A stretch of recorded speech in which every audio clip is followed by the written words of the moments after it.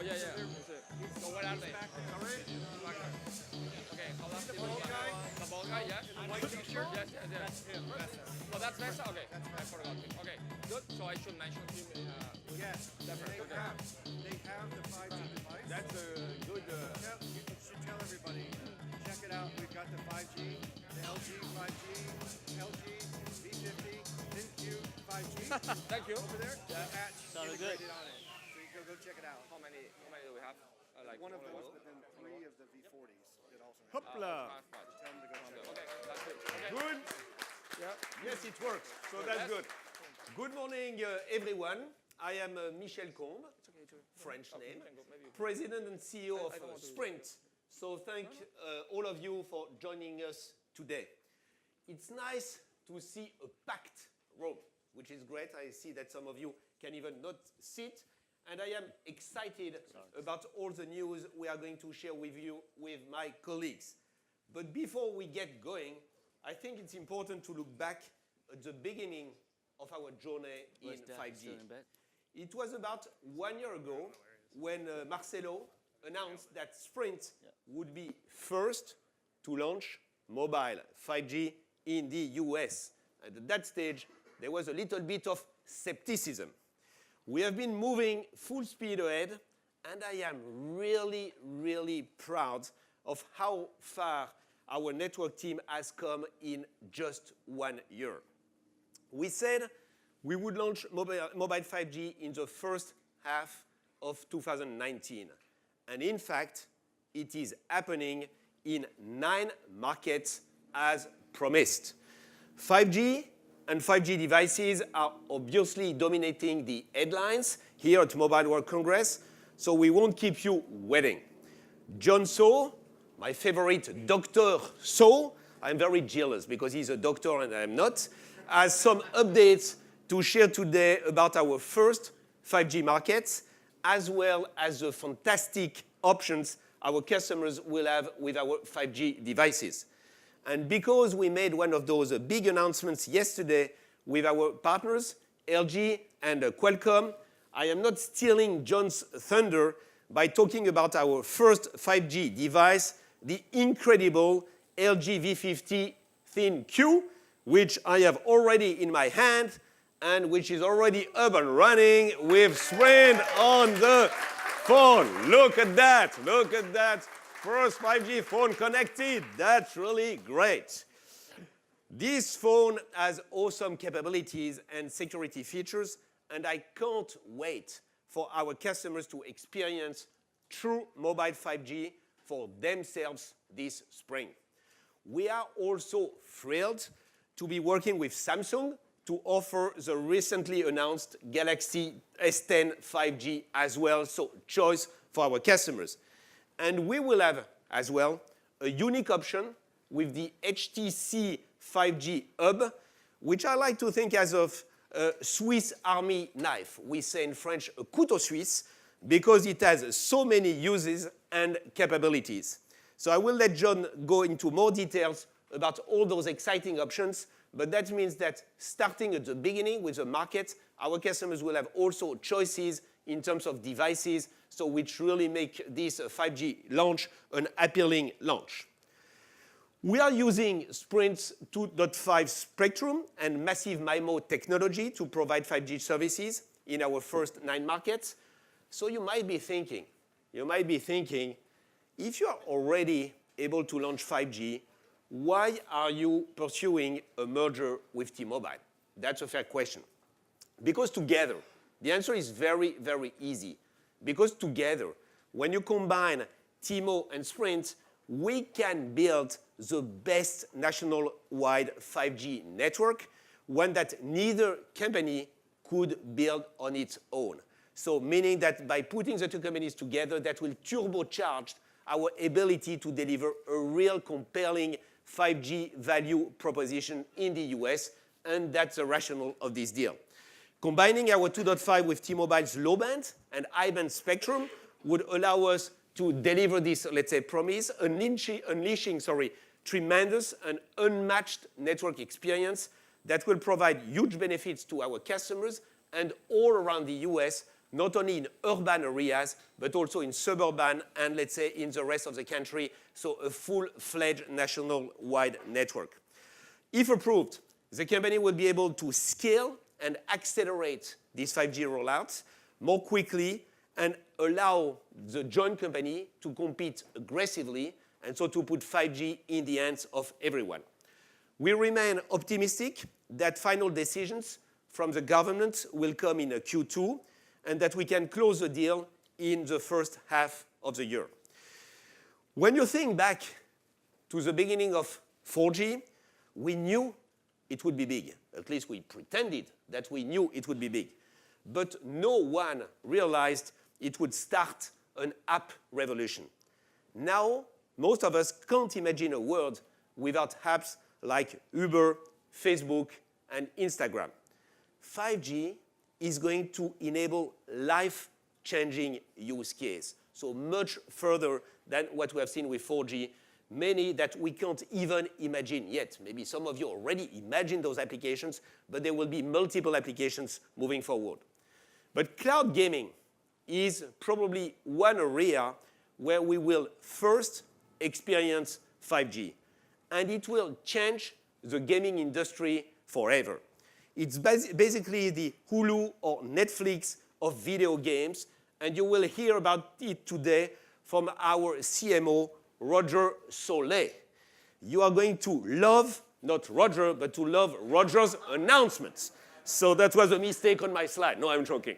So for businesses, growth exploded in the 4G era, so 5G will be a quantum step forward.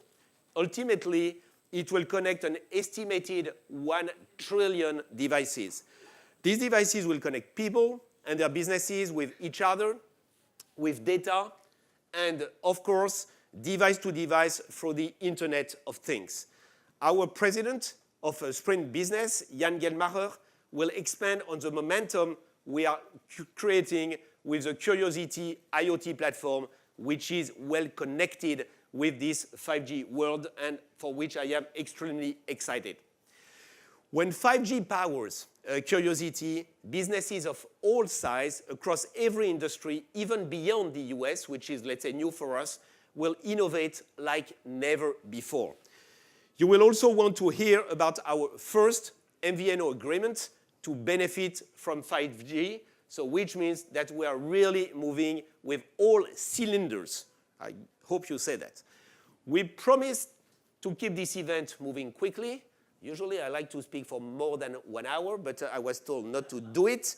And so we'll leave time at the end to answer your questions. Finally, you are welcome to stay and enjoy lunch with us after the event if you want and if you want to connect.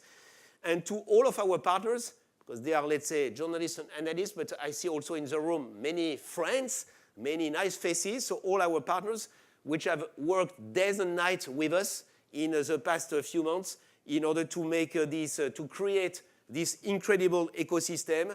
So thanks to all of you, thanks to all your collaborators, which have helped us to be where we are today, meaning the first one to launch mobile 5G in the US.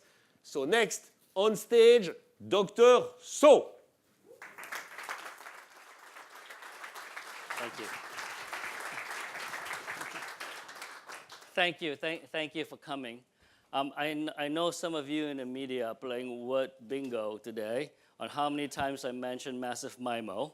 So let's get it out of the way. So first slide. This is the secret weapon we have used. Massive MIMO, multi-antenna processing over 3-dimensional, 128 antenna elements. Contrary to popular belief, it's actually more compact than the legacy 2.5 radio we have deployed. If you look at the traditional 8 transmit, 8 receive radios, you have a separate radio and antenna. With massive MIMO, it weighs about the same in total, but it's a one compact box. So it's a lot simpler to deploy, and it actually scares the zoning people a lot less when we show them a massive MIMO. We should not call it massive MIMO next time. We will need a better name when we go to the jurisdiction. But we have deployed hundreds of this now all over the country running LTE advanced. The latest one was in the Super Bowl 53. We had 32 of this built with Ericsson around the Super Bowl area. It performed better than we expected. Speeds were extremely high. More importantly, a lot of capacity. We delivered 25 terabytes of data on Super Bowl Sunday itself. That's 2.5 times more than the previous Super Bowl, which was the highest ever. So massive MIMO seems to work really well when in public events, as an example, where there's a lot of demand for tonnage, there's a lot of users, and that's when it thrives. We push the technology one step further for 5G, where we use it for split mode. What that means is that we use basically since there's so much antenna, we use half of it for LTE, and we're still able to get better coverage than what we had before with a legacy system. And then we reserve the other half for 5G NR. So this is what we call split mode, essentially. So with the same hardware, we kill two birds with one stone, essentially. So that when you build an upgraded system with massive MIMO, we're able to simultaneously broadcast LTE and 5G at the same time. What we have learned since then is that this is probably one of the few early systems where you can replicate your 5G coverage over LTE completely. You absolutely cannot do that with millimeter wave. Right? But with sub-6, with massive MIMO, we can get the exact same coverage between LTE and 5G from the same macro tower. We use 60 megahertz for LTE and 60 megahertz for 5G, which means that a customer who has the latest, let's say the LG phone, the 5G phone, or the hotspot from HTC, you will get to benefit from 120 megahertz of bandwidth in a dual connect mode. Right? That's a significant amount of capacity and speeds. Okay? So one thing we learned as well in the last year in the race to 5G, there's actually more than one way to build a 5G network. We also learned that some 5G networks are built by their marketing department.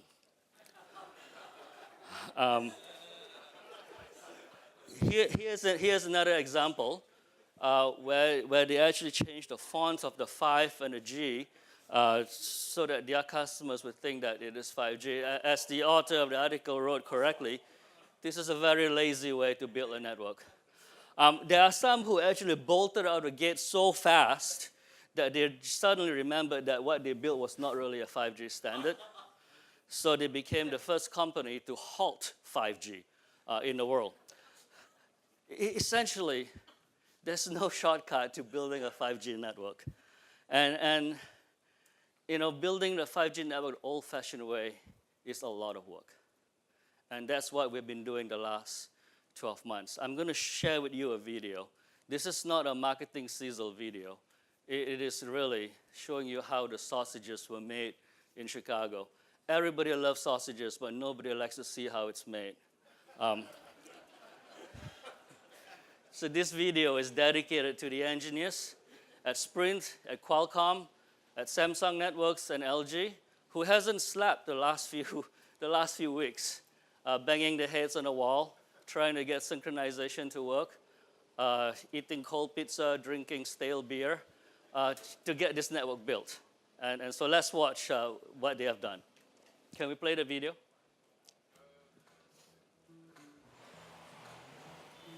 Hi, I'm Lori Ames.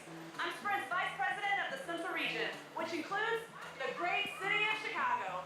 We're about to light up Sprint's mobile 5G network with 76 active 5G.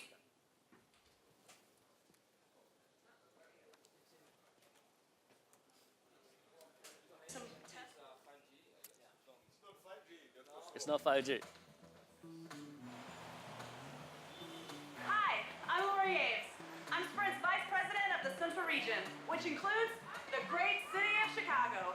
We're about to light up Sprint's mobile 5G network with 76 active 5G sites. It's one of the world's largest mobile 5G footprints. We're gonna run around town and do some tests of our 5G network.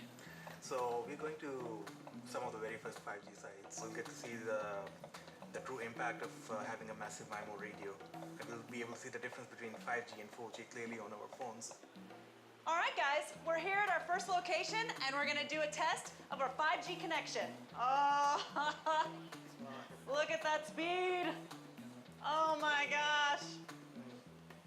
5G is for real.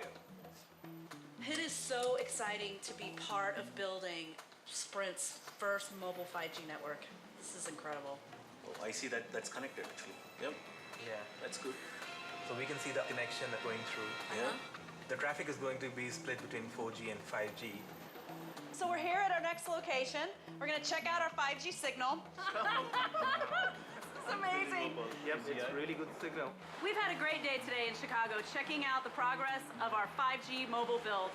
Keep an eye out in the coming months for the launch of America's mobile 5G network in 9 major cities, including Chicago. Okay.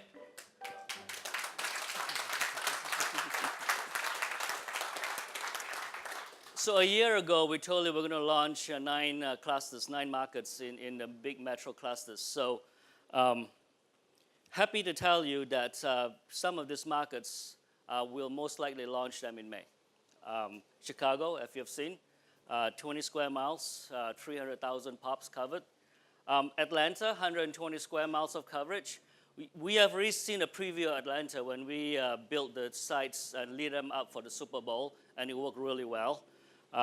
Dallas, Fort Worth is coming up very nicely, 230 square miles, 750,000 people covered.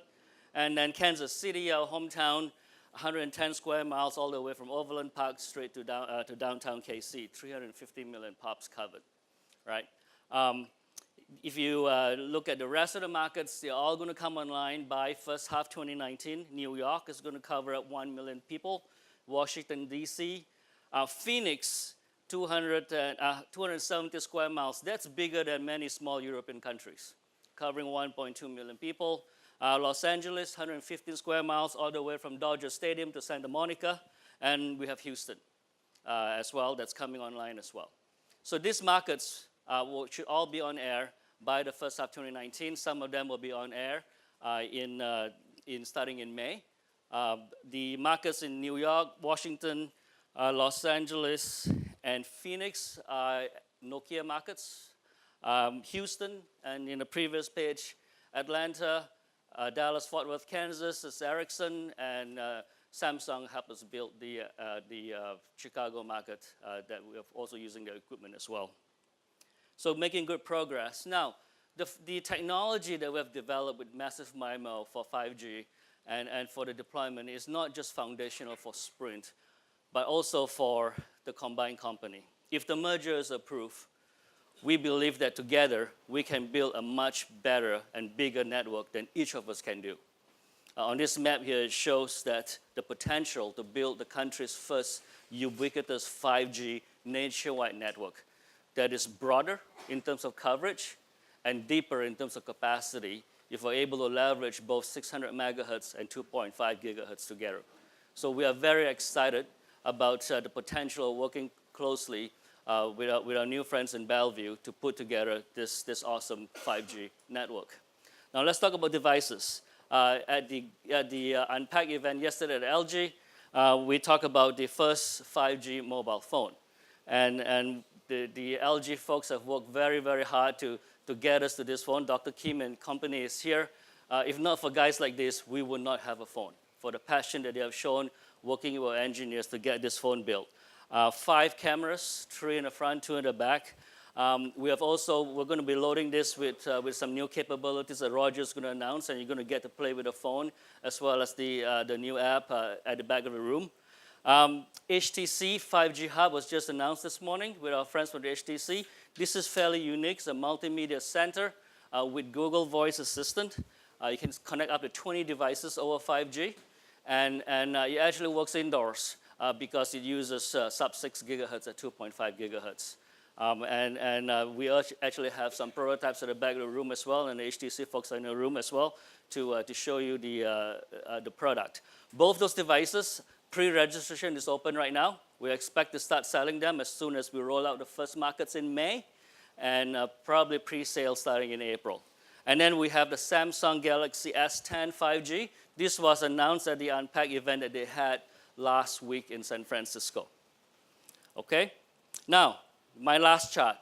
It takes a whole village to get to where we are today. We have made tremendous progress, not just by Sprint alone, but by all our ecosystem partners, many of whom are in this room. A big thank you. A lot of you have actually become friends of mine because if you yell at somebody every week for years, you become friends. So I appreciate your partnership. Thank you so much for all that you have done. And we really appreciate you guys joining us on this journey. And now I'm going to introduce our Chief Marketing Officer, Roger Soleil. He's going to come up and make some interesting and new announcements for us. Thank you.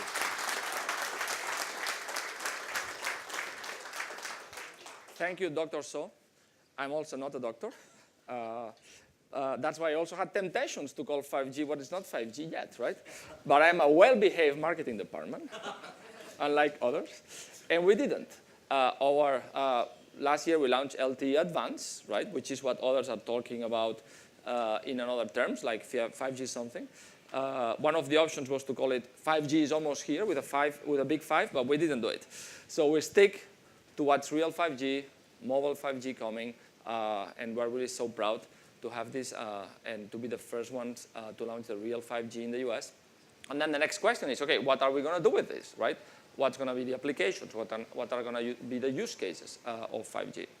So we all know that 5G is designed, among other things, to help create and foster the ecosystem of IoT, to connect all devices, to have sensors everywhere that will give us fantastic information about the world, and it's going to allow us, together with AI, to create a world where it's more automated, where things work smoothly, and it's going to, and this is coming, right? And Jan is going to talk about that a little bit more. But today, I wanted to talk about what can we do in the short term, right? So what can we do with this enhanced mobile broadband that 5G is bringing to us? And there are three areas where we think we can really make a short-term impact and a difference. First, better AR and VR experiences, more immersive. That's something that's starting, but probably it hasn't really lived to the hype yet. And 5G is going to allow us to get us there very, very fast. Then we've got video. So video is already a success on LTE Advanced, but you're going to also be able to have much better resolution, better experiences on video. And finally, a vertical that until today, it has not been probably the focus of most mobile carriers, which is gaming. That's something that's already happening, but 5G is going to help us take it to the next level. So let's deep dive a little bit more about gaming.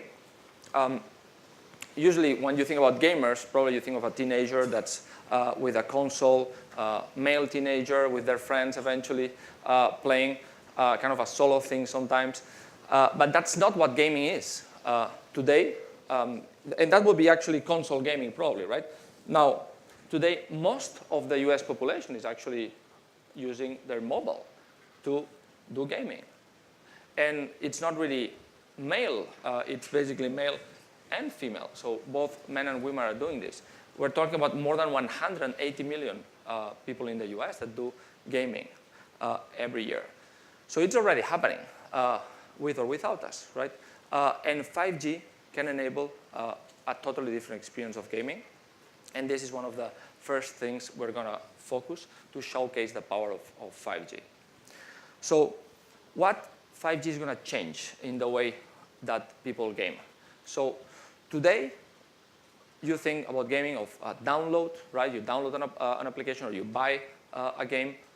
You also think about this in terms of a single title. So you buy something, and then you have to play it for the next 2 months, or you buy a few titles. So the future is going to be about streaming, just like we do today with movies, with series, or with Netflix, with Hulu, right? So you don't really need to download it or to buy it, a cartridge or something physical. You can stream it, and 5G is going to allow that. Second, it's not going to be something that you do solo, right? That you do it with yourself. It's going to be social. It's going to be multiplayer, which is where the fun comes, right?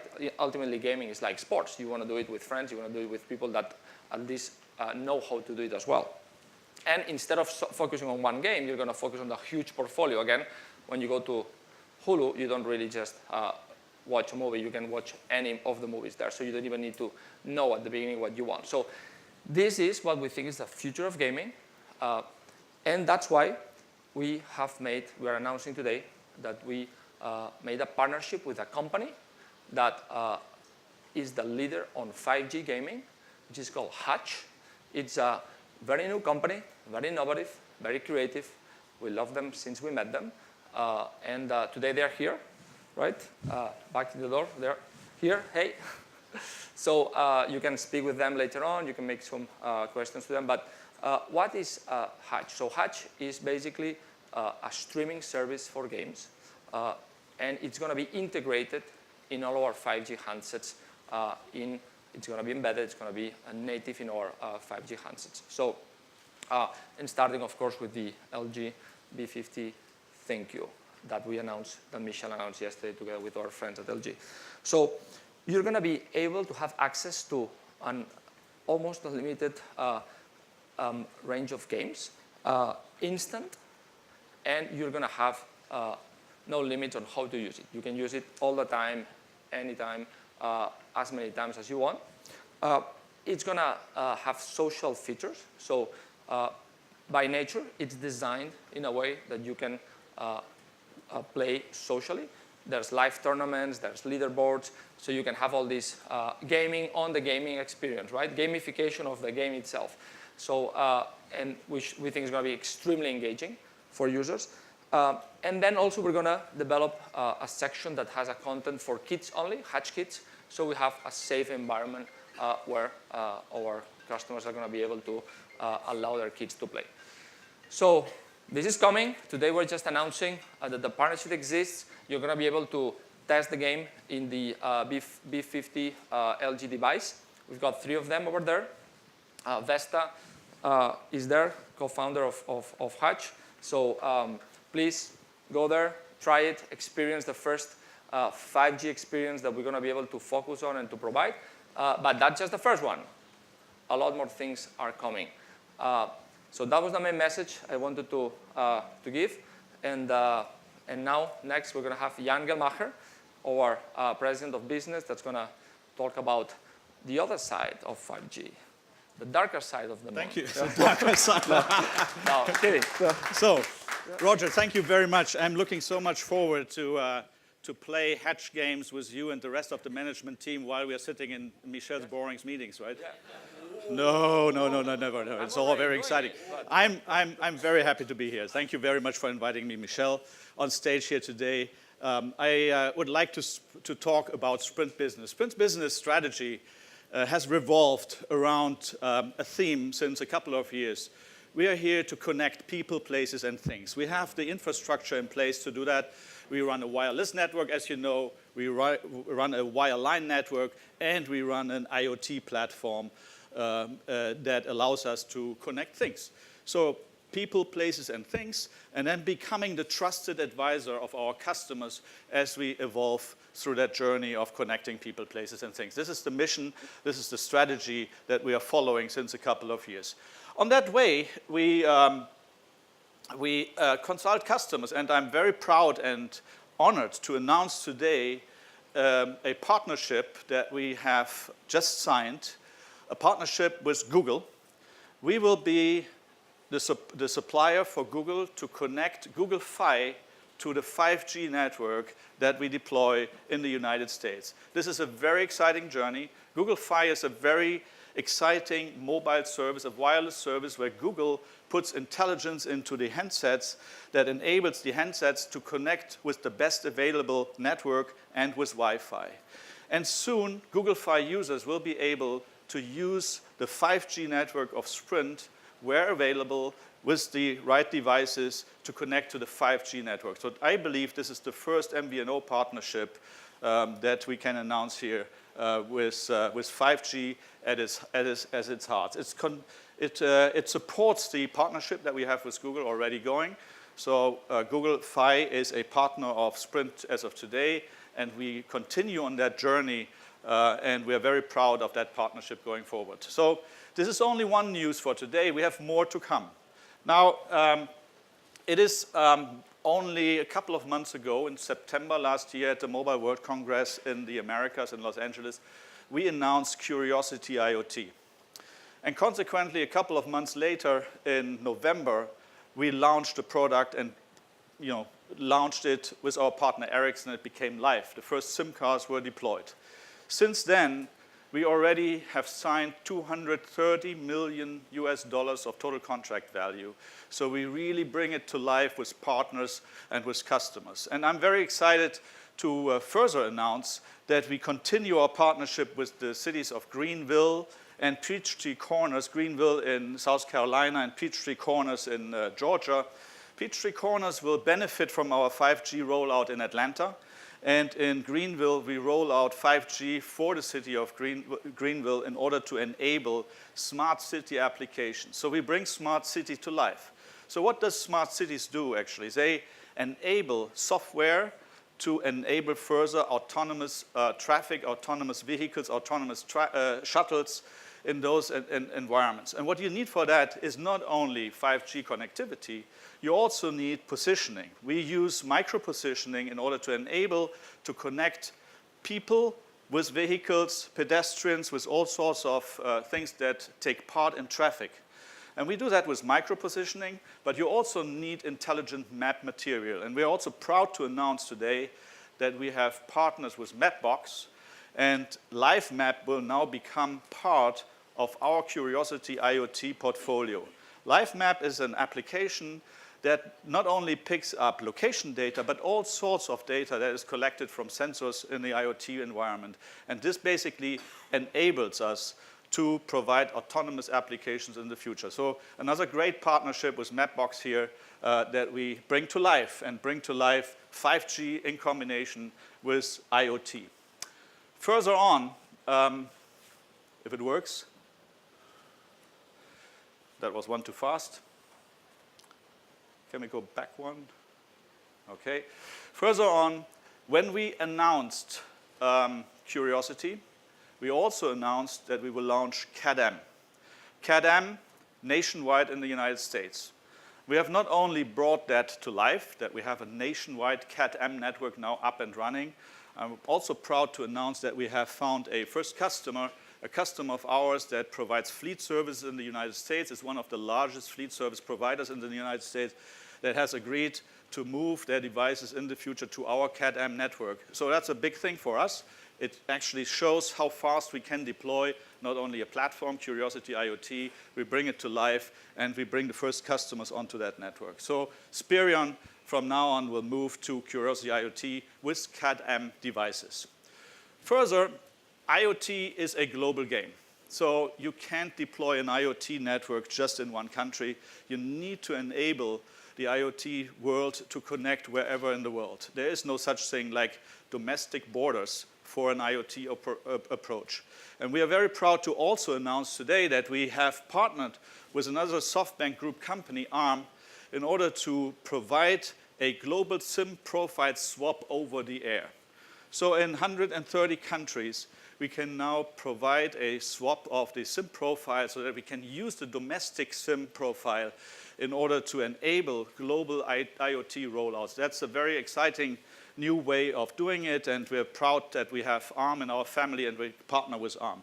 And Nauto. Nauto is another company in the SoftBank Group. Nauto is providing an intelligent driver safety product. Nauto has decided to globally use Sprint Curiosity to connect their smart devices into cars and leverage the power of the global IoT approach that we bring as Sprint to the market. Now, last but not least, we are all talking about edge computing. Edge computing is very important in the low latency world. What edge computing requires is to have a distributed network.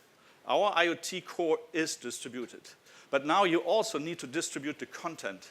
And we are very proud and honored to partner with AWS. AWS has decided to put their content into the edge of our network in order to get closer to the customer.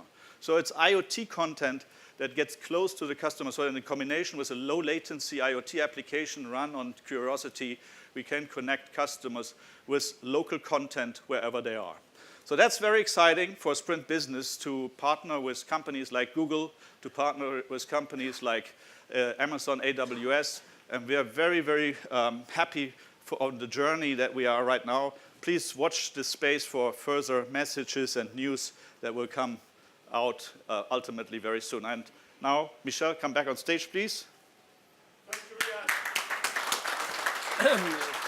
So that's the end of our presentation. As you see, we are quite excited with all what we're announcing today. And with my colleagues, which are around, we can answer a few questions if some of you have questions. Yes?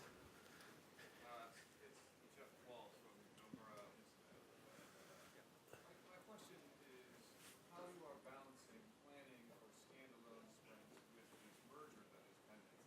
And in particular, I guess I spend a lot of time worrying about the network, so I'm wondering how Dr. Saw balances deciding where the next incremental CapEx dollar will go. Pardon me, I need to start again. No. No. But I think that's a broader question as well. How do you manage setting your fiscal 19 priorities when you've got two tracks underway? So I guess since the beginning, what we have said is that for the time being, we are a standalone company, meaning that we continue to operate the company as a standalone company, and so investing in the future of Sprint. And so that's what you have seen today with what we're announcing as far as 5G is concerned and the investments that we are doing in consumer as well as in enterprise with our Curiosity platform. So we continue in that way. The good news is that when we invest in 5G, what Dr. So presented to you is that it's also the foundation for the, let's say, the combined company, if it is to happen, which I expect it will. So meaning that our investments not only strengthen the standalone, but prepare the combined company. And I guess that the message there is we see what 5G can deliver short term, but let's imagine when we merge, I mean the benefit of this merge to turbocharge the 5G deployments. And so what you see today, which is still limited in terms of geographies or whatever, I mean, when we merge and when we bring together the 600 megahertz, the 2.5 plus the millimeter wave, then you have all what you need in order to really build a unique, compelling value proposition in the US and make the best national-wide 5G network in the US. But also the technologies that we have developed or in which we are investing, think about massive MIMO and all that stuff, that's a foundation of, let's say, the company moving forward, whether we are standalone and or whether we merge. So full speed, managing the company as a standalone and making sure that we will be able to accelerate when we merge. Okay? Yep. I don't know. First. Ladies first. Okay. Thank you. Jennifer Fritchie with Wells Fargo. Maybe, John, for you, you know, the one you maybe said was halting 5G of Verizon last week talked a lot about fiber builds, I think specifically in 60 markets. How do you think, with or without T-Mobile, your position on the fiber front? Because that seems critical to the 5G effort. Oh. So it is, and more than 90% of our cell sites are actually fiber fed today. We usually start our fiber build with lead fiber. Over time, as we need to grow capacity, we have also been investing in dark fiber as well. So certainly it is a key component for what's needed to drive the bandwidth for 5G, but we are well prepared for it. Yeah. Next question. Yep. Hi, it's Roger from Roger Chang from CNET. I know you're optimistic that the deal will close, but there's obviously a lot of talk that it might not. I think 50-50 are the odds that most experts are giving it at this point. Is there a backup plan for standalone 5G deployment if the deal falls through? And what does that plan look like from a competitive perspective? So first of all, we are there in order to speak about 5G and all what we are doing in this world. Second, from a merge point of view, nothing new. I mean, we remain optimistic on, let's say, on this merge due to the benefits that this merge embeds, such as investment, pro-competition, and also pro-employment, and pro delivery of all those services all around the US, including the whole world. So we remain optimistic in that space. And what I've just answered to the previous question is that for the time being, we are managing the company as a standalone. And so that means that all the investments that we are doing are, let's say, beneficial, will benefit whatever happens. The only piece, once again, which I am saying, is that this merge will clearly turbocharge all what you have seen today. So that's why we believe that this merge is so important and great for the industry in the US, because, let's say, when you see all what you have already started to build, and when you turbocharge it, you can imagine quite easily the type of leadership that we can establish in 5G. Sasha Sagan from PCMag. Michelle,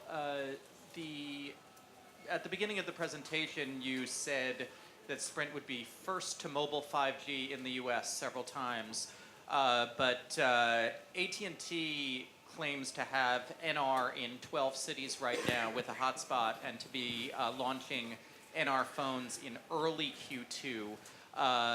Verizon also says they'll launch the S10 5G in early Q2. May is not early Q2. Are you committing to launching your phones before Sprint and AT&T get their phones on the market? You know, that's not a race. I mean, what we need is to make sure that you provide a compelling value proposition to your customers. First, I am very proud because 1 year ago, we were the only one to speak about launching mobile 5G in the US. Marcelo was brave enough to say that it would be done in the next 12 months. And that has triggered competition all around the place in the US, which is great for the US. I mean, Verizon and AT&T suddenly were pushing much harder on, let's say, 5G because they saw that we were real and that we were going to deliver our 5G value proposition. The real difference is the spectrum that we are using, meaning that we are using 2.5, which has much better propagation.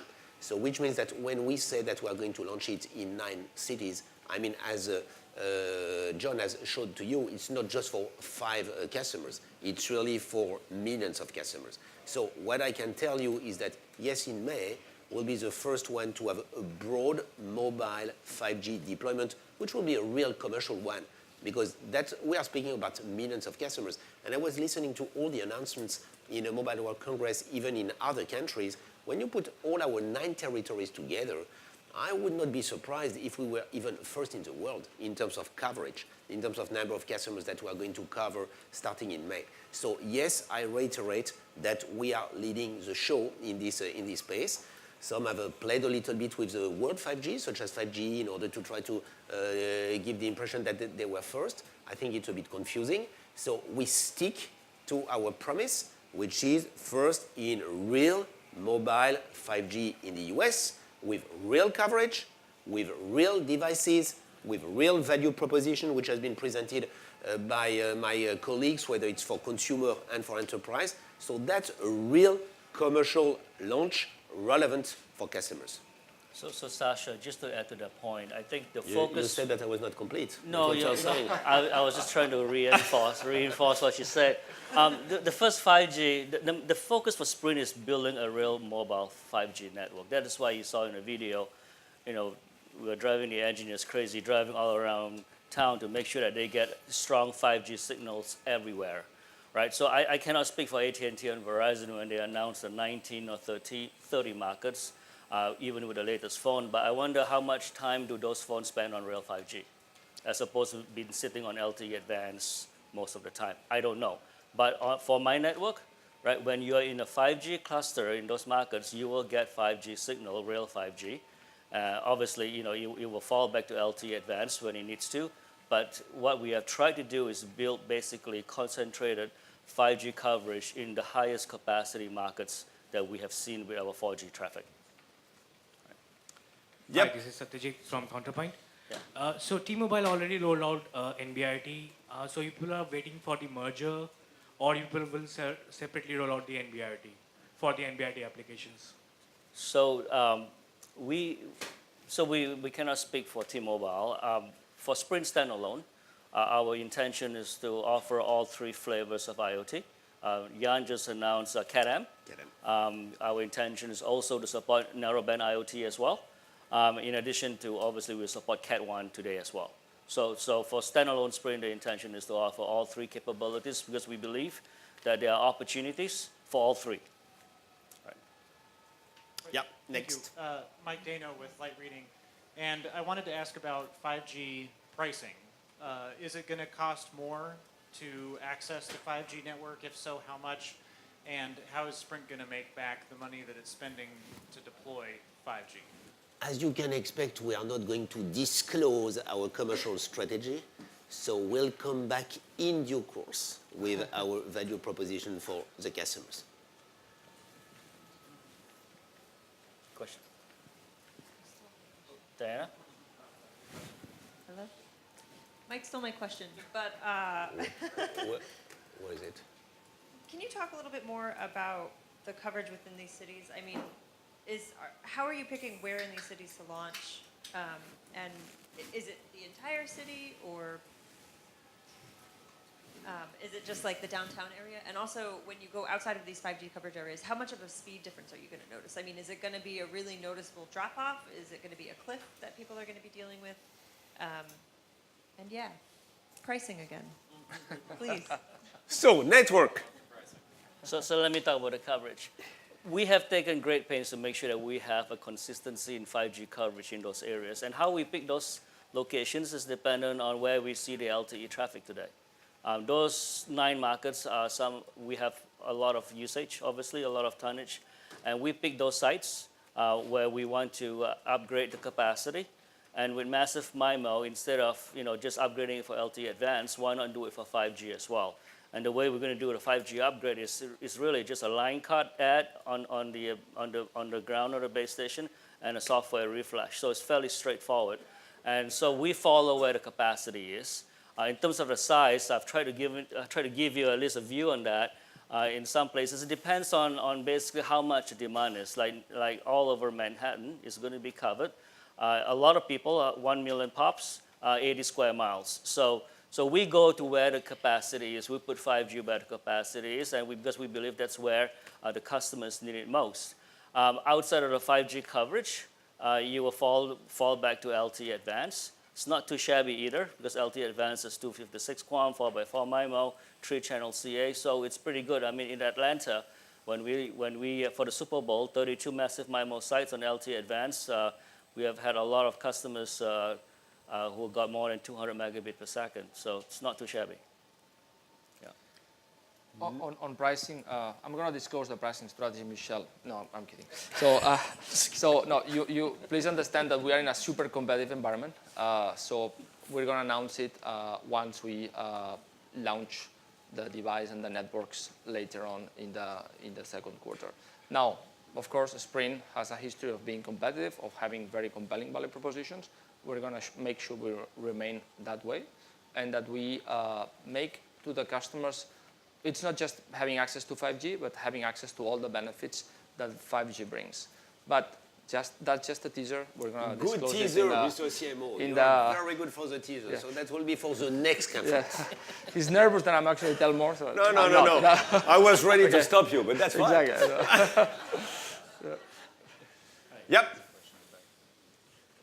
So, John, you just mentioned you're supporting all 3 flavors of IoT, which is great.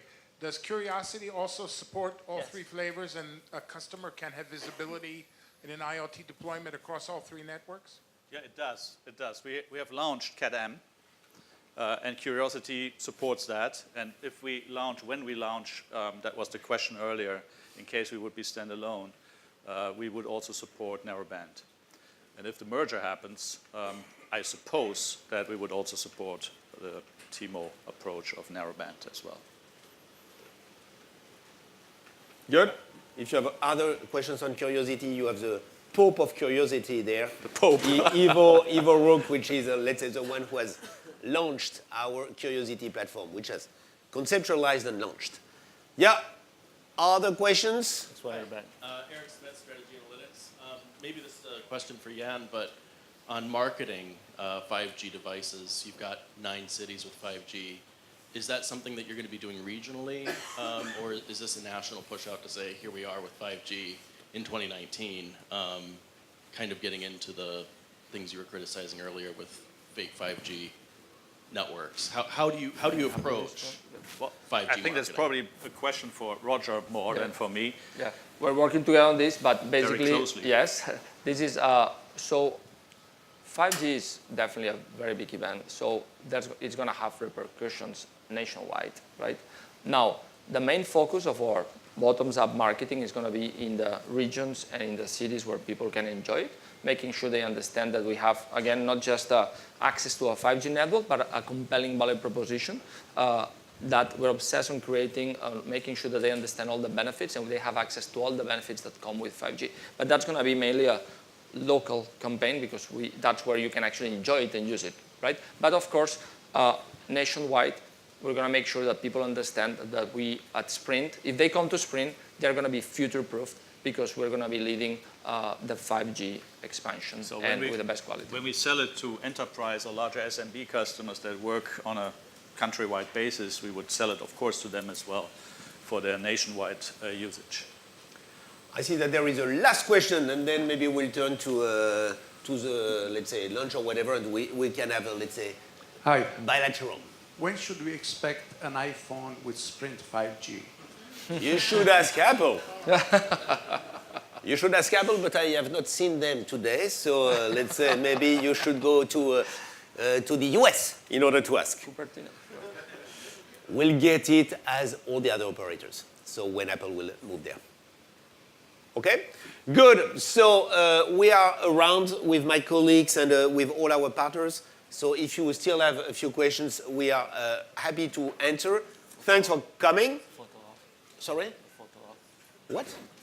The photo op. The photo op? What is the photo op? Get him on the stage. Oh, do you want, no, John is saying, could we have our vendors on stage just for a picture of the ecosystem? So that's complex, but if some of the vendors can join us. So thanks for coming. We are here for any Q&A. And as you see, mobile 5G is up and running. Very good. You're live, huh? Okay. Hey, Eric. Almost live. But, I saw your interest, and that's all. He must be it. Thank you. So we need really great. And Ivo told me I have to mention Good live. to see you. Good to see you. Hey, good to see you.